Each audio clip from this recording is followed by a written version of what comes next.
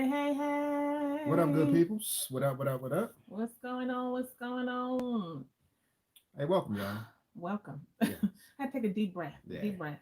Welcome if you watching this live or on the replay. I am Iana Ma'at. And my name is Ayiz Ahmad. Hey, let's scratch that. We normally do it another way. This right here is my incredible, my delectable, my beautiful, my gorgeous, my Mhm. adorable wife, Oh, y'all. adorable. Mm-hmm. Oh, and this is my debonair dapper. There you go again. Same old, He same don't old. like when I say that She's because with the same I, old, same I say old. the same thing every time. But my amazing confidant, my boy, my homie, my sweetie. What was that, There's bro? a fly in here. Where the fly come I'm from? trying to figure out like why you jumped like that and got I scared. just saw something shadow. I don't get down like that. Okay. Anyway, what's going on? Peace, fun. So again, when you come in, let us know where you're watching from. We're just going, excuse me, weigh in real quick today. On a question that came in, and so we appreciate those of you who have been sending in Yeah, questions. please keep on doing that. Send in And we are questions. paying attention. Sometimes we drop them in the group, and other times we really want to speak to them. And this one, we spoke to them. We spoke to it. We're going to speak to Yeah. And it. YouTube, what I want y'all to do is we're going to drop a link at the end of this video. What I want y'all to do is to actually come on into the Facebook group, our Black Love Marriage Facebook group. Come on over Mhm. there. We be dropping videos and other types of stuff. It's very interactive and engaging. So come on over there and join the other folks up in that group. Okay, so we're gonna go ahead and get started. So, I sent out an email.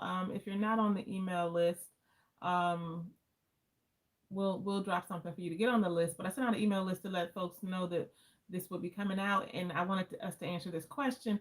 And what it made me think of, sweetheart, is and this is what I said in the email, like when you're resisting a broken heart, Hey, when what's up, you Tillmans? when you're I'm sorry to interrupt you. oh, hey Darrell, and Tamika, when you're suppressing a broken heart, when you're in denial, when you just, you know what I'm saying, like I can't even digest the reality of what's going on. Mm-hmm. And I'm not even about to try because I have to figure out how to keep myself sane and tell myself a story and try to figure out how to maintain, even if what I'm trying to maintain is a hot mess. Mm-hmm. And a lot of folks are not in that situation. Hey, Yvonne.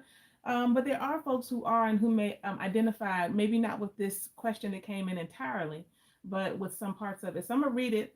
And of course, it's an anonymous question. You can go to blackloveandmarriage.com/anonymous I'm question. gonna need you to get it together, man. Remember what it is. I'm like, You don't remember when you sent the email? You don't black. remember what the I'm gonna link look. I'm is gonna to. check. I think it's blackloveandmarriage.com/anonymous question. I think. Try that, and I'll check it out, and I'll put it in the post to be sure. So here's the question, y'all. Hi, I am hoping I can maybe get some perspective. Hold on, before you continue.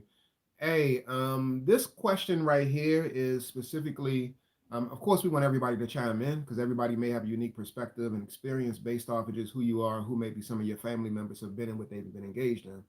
But for those people who, especially the dudes, who have found themselves in this situation, or if you know somebody who has found himself in this situation, please tag them, please invite them to the Give us group. some insight. Yeah, I mean, for real, for real. But And I'm I gonna tell got you what family I members think. who are in this space or who have been in this space. And so I'm really curious to know. I want the feedback, I want the input. So go ahead and read the You question. see Bruce's comment. That gentleman next to you, sis, looks lean and fit, like he's been training. Da, da, da, We're doing a da. little something, Yeah, he Bruce. has.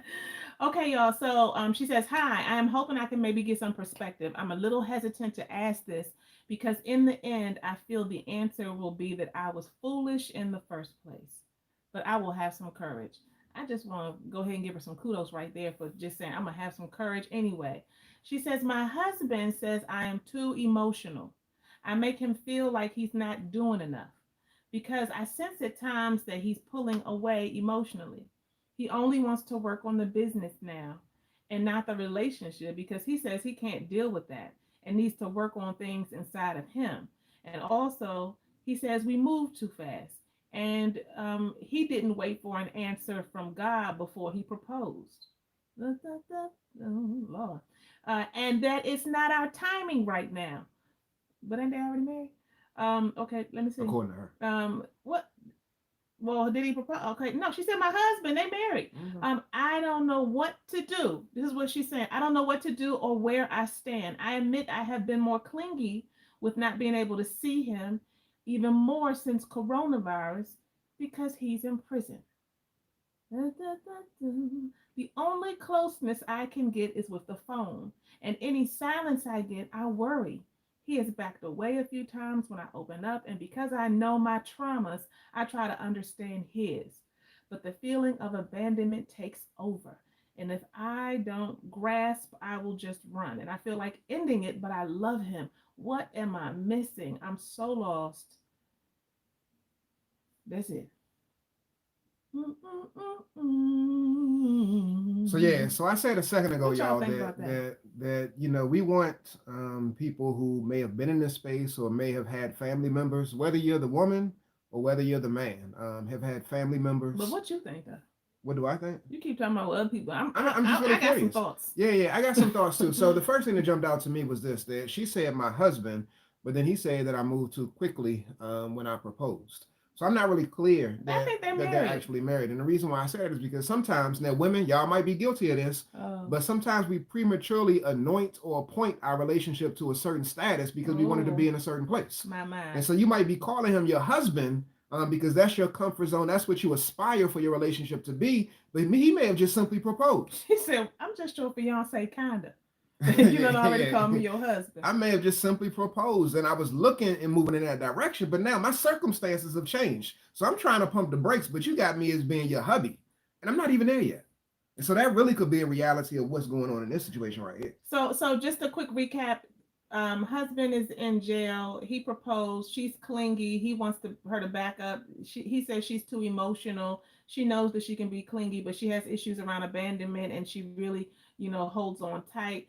And he said he needs to work on himself, and that he proposed too quickly. He didn't wait for an answer from God before he did that.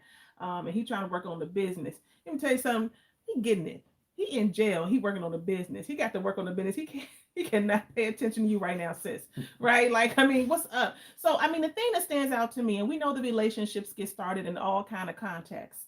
Yeah, Tiffany, that's a good one. I wish How she would long? have added how long they have been with each other. Okay, so not him, Danielle. He's not clingy from jail. She's clingy She's while he's clingy. in jail. I just find that to be quite an interesting dynamic.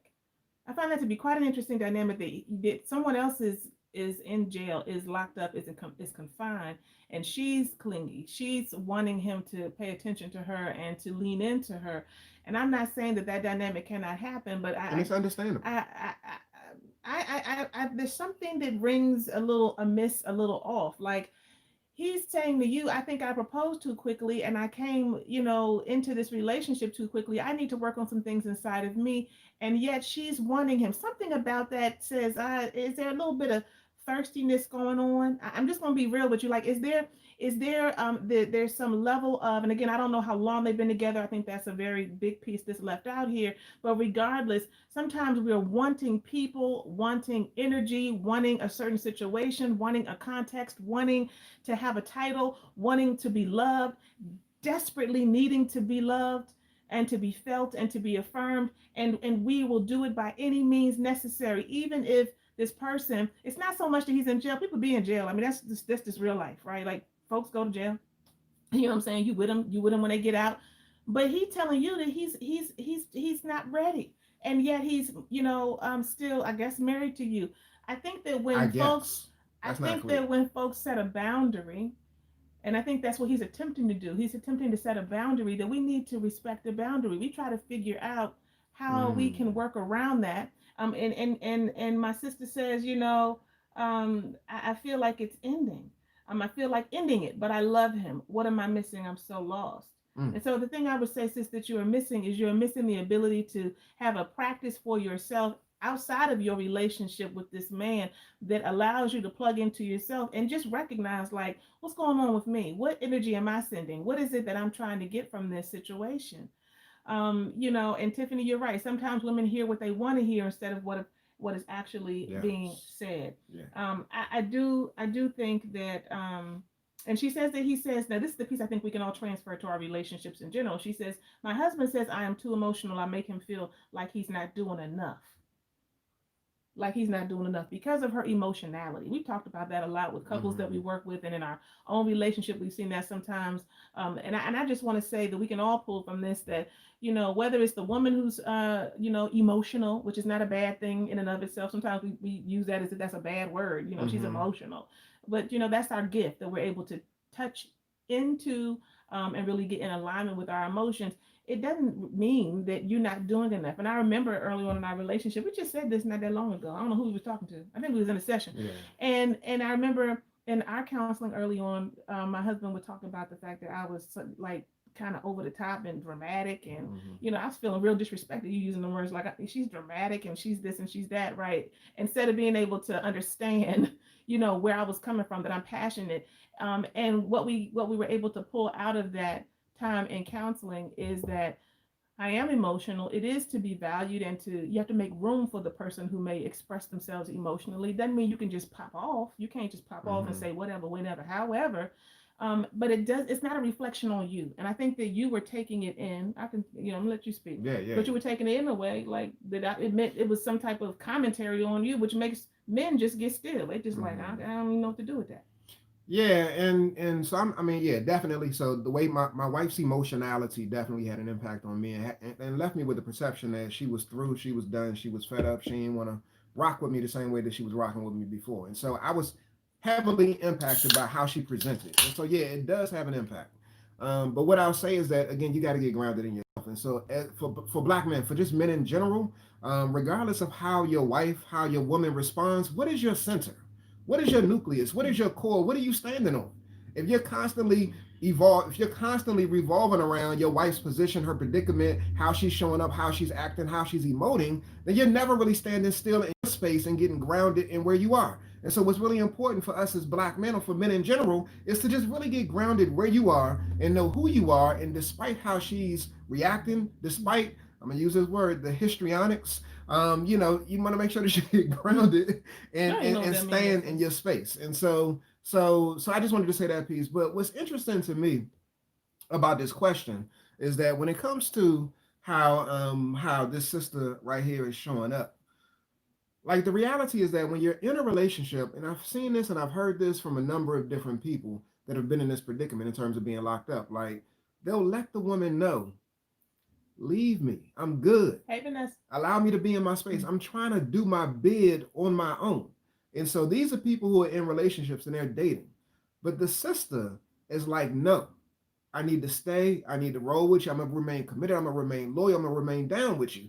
And so that's always a curious and fascinating dynamic to me, because what that to me suggests is that it raises a question: do you have the capacity to stand on your own? Do you have the capacity to exist on your own, in and of yourself, and be okay by yourself? A lot of women are really like clinging. A lot of women are clamoring. A lot of women are like reaching and grasping because a lot of who they are is defined by the relationship that they're in. Mm. And so if you find yourself in a space like this, sisters, maybe you want to take a deeper look at yourself and see, like, why am I trying to hold on to something and somebody who's saying leave me the alone? Why? She ain't And it saying might this not like be that direct. I'm not saying that that. he said that in this letter, but I'm just saying that sisters find themselves in this space, and it's not just women, because men do the same thing too. Mhm. But it was really curious for me just hearing that piece. Like he's like, yo, I'm trying to work on my business. I'm trying to work on my business. I'm trying to be on my grind while I'm locked up, and yet you're like pressing me to be in this relationship, and you feel like I'm abandoning you. But I mean, really, I'm just trying to focus on me. Why can't you do the same thing? Mhm. Mhm. And the last piece I just want to share is, she said he has backed away a few times when I open up. I don't know what that means. I don't know if he stopped responding to your letters, if he ain't call no more, when he gets his calls. I don't know what that means when you say he's backed away a few times when I open up. But that is a signal. That is a sign. When you are in relationship, it sounds like you all really may have still been in the coming, or may still be in the coming together courting stage, the getting to know each other stage, and perhaps like he said, you all move too quickly. But that's a sign that that is probably going to be the dynamic in your relationship. You open up, he back up. You know what I mean? Like based on how well he attaches to other people, how well he's able to really make himself vulnerable to you, how intimidating that is, whatever it triggers within him, even if it's good feelings, it feels good, but for some reason I can't lean into it because Mm, I'm not trying to get caught slipping, right? Whatever it is, just know that if that's happened a few times, then you can expect that to continue to happen until and unless he goes and does some personal work of his own. I think that more than anything, what comes forward to us, my sister, we thank you for sending in this question, is that you got to take some time to step back. Just stop resisting the broken heart. That's where I started. mm. I think that you're trying to suppress the broken heart, resist the broken heart, deflect and figure out what else he needs, what's the issue, what's the problem, what am I missing? And what you need to do is sit down somewhere. Mm. Sit down and just let the feelings come on over you that dang, like, how did I end up here? How is it that, because then that becomes a narrative. How is it that this man who is my husband, who is in jail, is not wanting me? What's up with that? How and what does that If feel they really like? married. If they really married. What does that feel like though? He in jail. It's not like he got a lot of other options. I mean, I guess there are some options, but he ain't got a whole lot of other Yes, options. I think Danielle said he might be gay. We don't know. We don't know the situation. We just projecting all kind of stuff. We don't know. We Hmm. don't know. But I will say that the call is for you to do your personal reflection, and to listen to what he's telling you, and to pay attention to, for real, what he said. What is God telling you in all of it? Dun, But dun, let me lift up something dun. that's going to even complicate it further though. Go So ahead I and hear what you're complicate saying. the No, joint. because I think that this is real. I mean, as clinicians, I think that it's important to lift up the myriad of ways in which people process and navigate situations like this. Mm-hmm. And so let me be 1,000% clear. We're not saying that if your spouse, if your partner is locked up, that you need to roll out. We're not. No, no, We're we talking not. about We're this not. We're not situation. saying that. No. We're speaking about this specific situation where you got this brother who's saying, "Slow down. I may have committed prematurely. Maybe I shouldn't have moved so quickly. I'm trying to focus on my business. Why are you so emotional? You need to focus on you." That's what this brother is saying. And so, with that being said, here's the thing that I want to lift up. Sometimes we don't know what we need until what we need shows up. Hmm. Again, sometimes we don't know what we need until what we need shows up. Now, this lesson right here is not to encourage codependency, but it is to lift up a spiritual dynamic that sometimes we're operating from a space of being stuck and operating from a protective or self Yeah. protective mechanism, which says that, yo, I don't know how to deal with being in a relationship that's long distance and grappling with these emotions where you're clinging, you're wanting me. There's the emotional vacillation that's going on, which is tugging on my heartstrings. I don't know how to deal with that. So it's easier for me to say, I'm focused on my business. You roll out and you focus on you.